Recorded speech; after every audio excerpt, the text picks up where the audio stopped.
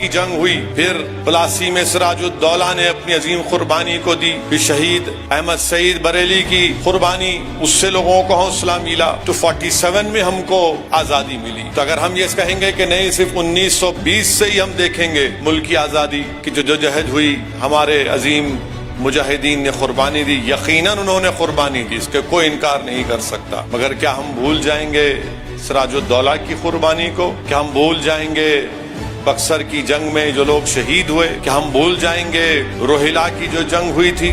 گرفتار کر کے مولوی علاء الدین کو کالا پانی لے کر گئے، تو پہلا کالا پانی انڈومان میں جو شخص گیا وہ حیدرآبادی تھا۔ 30 سال مولوی علاء الدین رحمت اللہ علیہ کالا پانی کی سزا کاٹے، وہیں پر ان کا انتقال ہو گیا۔ انگریز کمانڈر لارڈ رابرٹس لکھتا ہے کہ چاندنی چوک شہر خاموشہ نظر آ رہا تھا، لاشیں تھیں وہاں پر زیادہ تر مسلمانوں کی، تو گدھ اتنے مسلمانوں کی لاشوں کو کھا کر اڑ نہیں سکتے تھے، کتے کھا کر چل نہیں سکتے تھے، اتنی مسلمانوں کی لاشیں وہاں پر تھیں۔ یہ تاریخی حقیقت ہے، اس سے کوئی انکار نہیں کر سکتا۔ یہ تھے احمد اللہ، یہ بھارت سے محبت نہیں تھی تو کیا تھا کہ شیخ الہند محمود الحسن کو مکہ گئے، شریف المکہ نے دھوکا دیا تو وہاں سے گرفتار کر لیے، وہاں سے گرفتار کر کے جدہ لائے، جدہ سے کشتی میں بٹھا کر الیگزینڈریا لے کر گئے، الیگزینڈریا سے قاہرہ، پھر قاہرہ سے مالٹا لے کر گئے شیخ الہند کو۔ 3 سال شیخ الہند کو مالٹا کی جیل میں رکھا۔ جو مسلمانوں سے نفرت کرتے ان کو آئینہ دکھا رہا ہوں، جا کے تاریخ پڑھو، ہسٹری پڑھو، تمہارے دل و دماغ میں 70 سال سے مسلمانوں کے تعلق سے نفرت بھر دی گئی ہے کہ جھانسی کی رانی کے ساتھ فوج کا انچارج خدا بخش، آرٹلری توپ خانے کا انچارج غلام غوث خان، اور یہ لوگ 4 جون کو شہید ہوئے جھانسی کے قلعے کو تحفظ کرتے۔ اور کون ان کے خلاف غداری کیا؟ انگریزوں کے ساتھ کون تھے؟ یہ گوالیر کے سندھیاز تھے جنہوں نے جھانسی کی رانی سے لڑائی لڑنے آئے تھے۔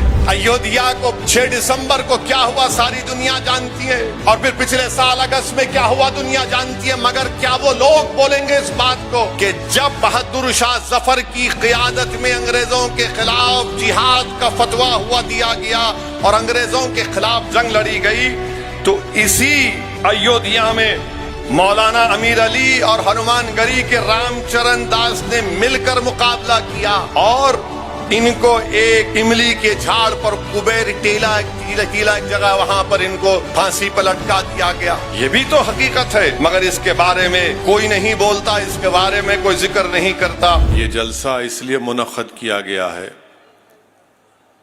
کہ ہم ہمارے بزرگوں کی محنت اور قربانیوں کا جشن منائیں۔ یہ جلسہ اس لیے منعقد کیا گیا ہے کہ جو ہمارے وطن عزیز میں جاہل لوگ ہیں، جن کے دل و دماغ میں مسلمانوں کے تعلق سے نفرت بھری ہے، ہم ان کو ایک آئینہ دکھانا چاہتے تھے اور یہ بتانا چاہ رہے ہیں کہ اس ملک کی آزادی کی لڑائی میں مسلمانوں کا کیا کردار رہا۔ یقیناً 15 اگست 47 کو وطن عزیز کو آزادی ملی، مگر کیا صرف 1910 اور 20 کی جد و جہد سے اس ملک کو آزادی ملی؟ تو اس کے لیے تاریخ کو دیکھنا پڑے گا۔ ابھی آپ نے معزز علماء کرام کے بصیرت افروز خطابات کو سنا۔ 47 میں ملک آزاد ہوا تو سن 57 میں جنگ آزادی ہوئی۔ 1857 سے پہلے 1757 میں بھی ایک جنگ ہوئی تھی، پلاسی کی جنگ، سراج الدولہ کی جنگ۔ اس سے پہلے، اس کے بعد 1764 میں جنگ بکسر ہوئی، اور پھر 1774 میں روہیلا کی جنگ ہوئی۔ 1799 میں ٹیپو سلطان کی شہادت ہوئی۔ تو 1799، 1774، 1764 1757, 1857, پھر 1947، کیونکہ جو قربانی ٹیپو سلطان نے دی اس سے لوگوں کو ایک حوصلہ ملا، روہیلا کی جنگ ہوئی اس سے ایک حوصلہ ملا، پھر بکسر کی جنگ ہوئی، پھر پلاسی میں سراج الدولہ نے اپنی عظیم قربانی کو دی، پھر شہید احمد سعید بریلی کی قربانی اس سے لوگوں کو حوصلہ ملا، تو 47 میں ہم کو آزادی ملی۔ تو اگر ہم یہ کہیں گے کہ نہیں صرف 1920 سے ہی ہم دیکھیں گے ملک کی آزادی کی جو جہد ہوئی، ہمارے عظیم مجاہدین نے قربانی دی، یقیناً انہوں نے قربانی دی، اس کے کوئی انکار نہیں کر سکتا، مگر کیا ہم بھول جائیں گے سراج الدولہ کی قربانی کو؟ کیا ہم بھول جائیں گے بکسر کی جنگ میں جو لوگ شہید ہوئے؟ کیا ہم بھول جائیں گے روہیلا کی جو جنگ ہوئی تھی؟ میرے عزیز دوستوں اور بزرگوں، اسی لیے ہم تمام کو یہ یاد رکھنا ضروری ہے۔ دوسری بات یہ ہے کہ ابھی ہم نے سنا کہ علامہ فضل خیر آبادی کی قربانی، حیدرآباد میں مکہ مسجد کے امام تھے مولوی علاء الدین رحمۃ اللہ علیہ۔ چیمہ خان کو اورنگ آباد سے پکڑ کر انگریزوں نے لایا تھا، کیونکہ چیمہ خان نے کہا کہ میں انگریزوں کا ساتھ نہیں دوں گا، اس کے خلاف مولوی علاء الدین رحمۃ اللہ علیہ مکہ مسجد میں جہاد کے اوپر خطبہ دیا، اور وہاں سے جلوس نکلا ترے باز خان کے ساتھ، جو موجودہ وومنس کالج ہے، ریزیڈنسی انگریزوں کی ریزیڈنسی تھی، وہاں پر ایک بہترین احتجاج ہوا، گولیاں چلیں،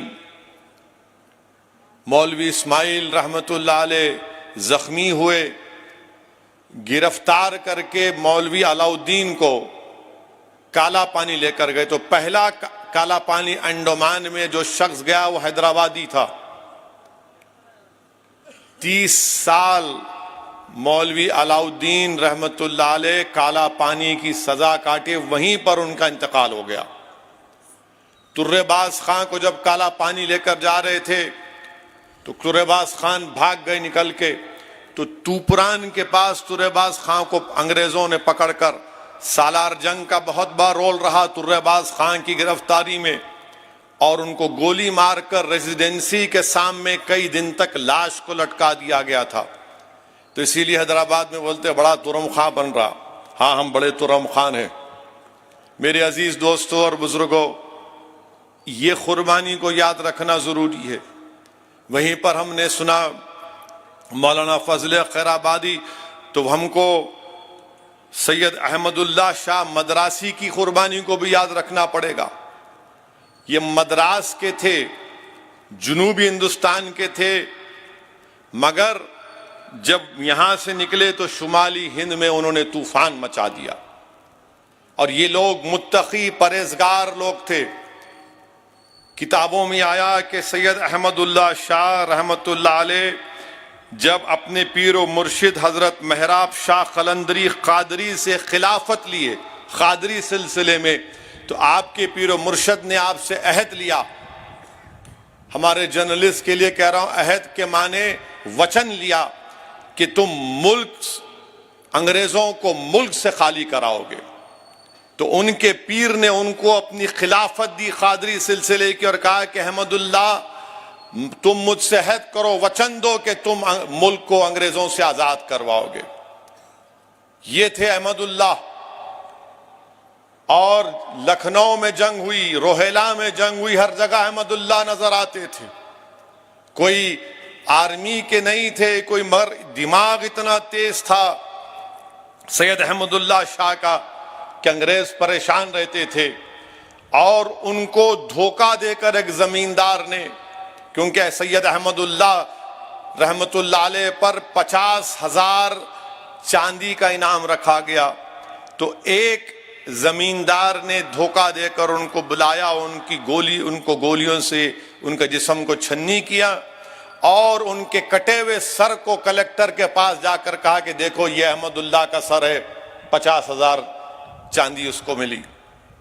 تو اس کو کوئی نہیں بھلا سکتا.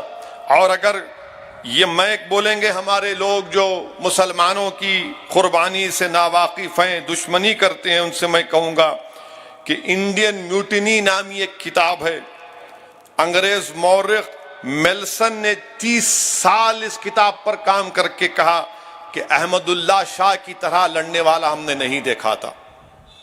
اور پھر یہ جلسے کے ذریعے ہم ان جاہل لوگوں کو بتانا چاہتے ہیں کہ دیکھو, جب سن 57 کی جنگ آزادی شروع تو ہوئی, اس کے بعد انگریزوں نے کامیابی حاصل کی, تو مورخ لکھتا ہے, اس مورخ کا نام ہے انگریز کمانڈر لارڈ رابرٹس, لکھتا ہے کہ چاندنی چوک شہر خاموشہ نظر آ رہا تھا, لاشیں تھیں وہاں پر زیادہ تر مسلمانوں کی, تو گدھ اتنے مسلمانوں کی لاشوں کو کھا کر اڑ نہیں سکتے تھے, کتے کھا کر چل نہیں سکتے تھے, اتنی مسلمانوں کی لاشیں وہاں پر تھیں. یہ تاریخی حقیقت ہے, اس سے کوئی انکار نہیں کر سکتا. پھر مولانا احسان فاروقی نے مولانا کافی کا ذکر کیا, تو مجھے یہاں پر یہ کہنا پڑے گا, مولانا احمد رضا خان قادری برکاتی بریلوی نے مولانا کافی کے بارے میں کہا تھا کہ کافی نعت کا سلطان ہے اور احمد انشاءاللہ وزیر اعظم بنے گا.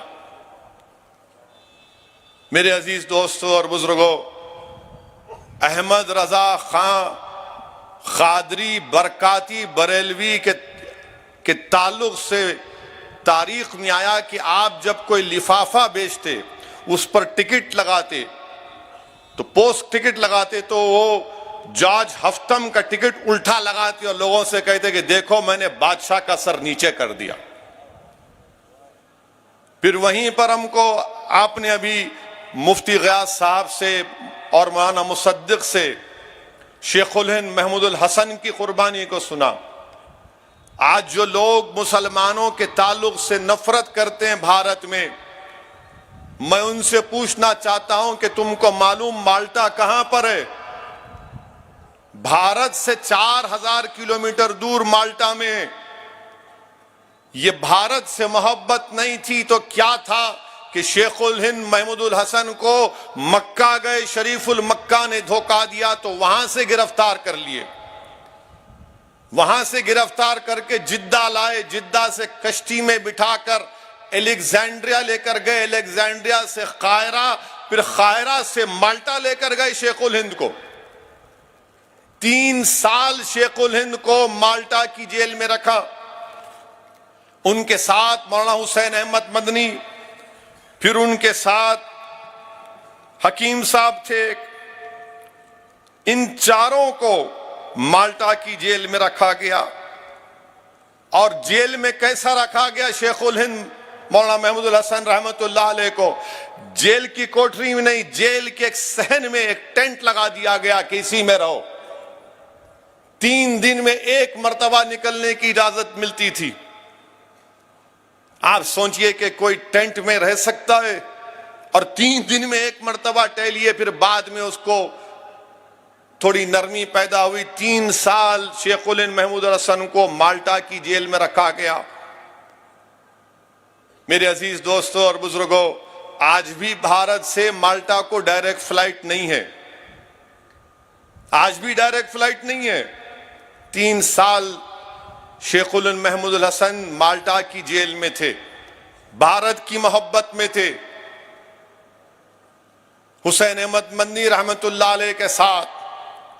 میرے عزیز دوستوں اور بزرگوں, ہم نے سنا کہ حاجی امداد اللہ مہاجر مکی رحمت اللہ علیہ, جو بانی جامع نظامیہ کے پیر و مرشد بھی ہیں اور استاد بھی ہیں,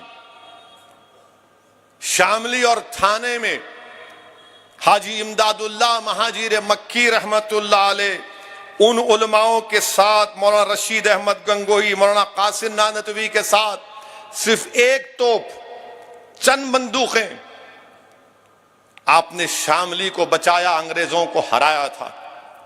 ایک انگریز مورخ, بلکہ ایک خاتون انگریز کی کتاب میں نے پڑھی جس میں لکھا کہ ایک مرتبہ جب جنگ بعد میں انگریز بڑی تیاری سے آئے تو حاجی امداد اللہ مہاجر مکی رحمت اللہ علیہ پیچھے ہٹے تو کسی ایک استبل میں جا کر چھپنا پڑا. اللہ کا اتنا بڑا کرم ہوا اس اللہ کے ولی پر کہ حاجی امداد اللہ مہاجر مکی اس استبل میں ہے، مگر وہ انگریز سپاہی ان کو دیکھ نہیں سکے. اگر کوئی اور کہہ دیتا تو بولتے ارے بڑا چڑھا کر پیش کر دیے. ایک انگریز کی کتاب میں نے پڑھی، نام یاد نہیں آ رہا. یہ ان ہمارے معزز علماء کرام جو اللہ کے ولی بھی تھے، یہ ان کے کرامات بھی تھے.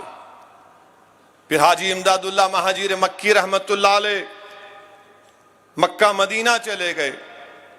یہ ہمارے بزرگوں کی قربانیاں ہیں، اس کو کوئی نظر انداز نہیں کر سکتا.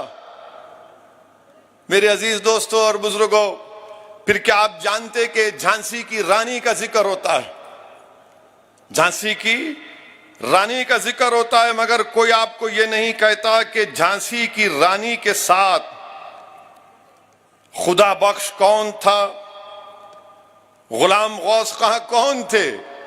توپ کے انچارج غلام غوث خاں، فوج کے انچارج خدا بخش، جھانسی کی رانی کے ساتھ.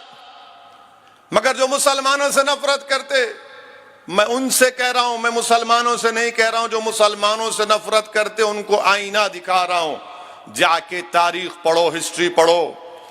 تمہارے دل و دماغ میں 70 سال سے مسلمانوں کے تعلق سے نفرت بر دی گئی ہے کہ جھانسی کی رانی کے ساتھ فوج کا انچارج خدا بخش، آرٹلری توپ خانے کا انچارج غلام غوث خان، اور یہ لوگ 4 جون کو شہید ہوئے جھانسی کے قلعے کو کا تحفظ کرتے. اور کون ان کے خلاف غداری کیا؟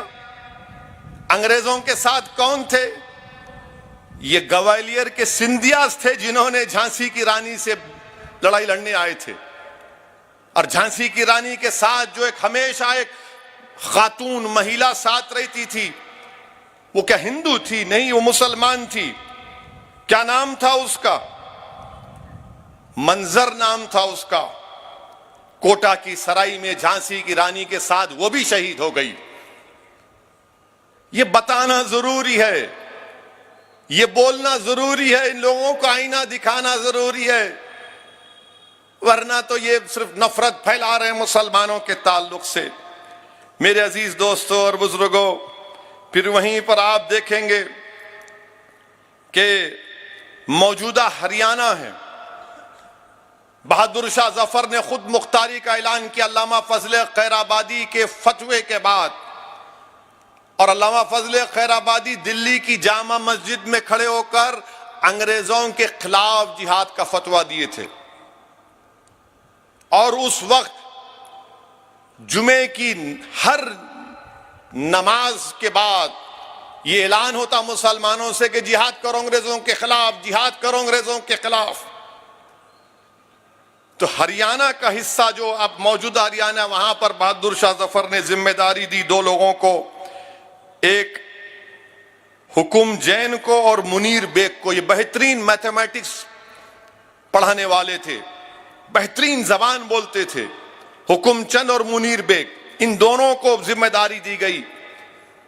انگریزوں سے مقابلہ کیا، بعد میں شکست ہوئی. تو انگریزوں نے کیا کیا تھا؟ حکم چند کو اور منیر بیگ کو ایک ہی درخت کے ایک ہی ڈالی پر ان کو لٹکا کر پھانسی دے دی. اور کیا کیا؟ ان کی لاشوں سے کیا کیا؟ منیر بیگ کی لاش کو جلا دیا اور حکم چند جین کی لاش کو دفنا دیا. ان کے مذہب میں جلانا نہیں ہے، جلا دو. ان کے مذہب میں دفنانا نہیں، دفنا دو. اس کا ذکر نہیں کریں گے.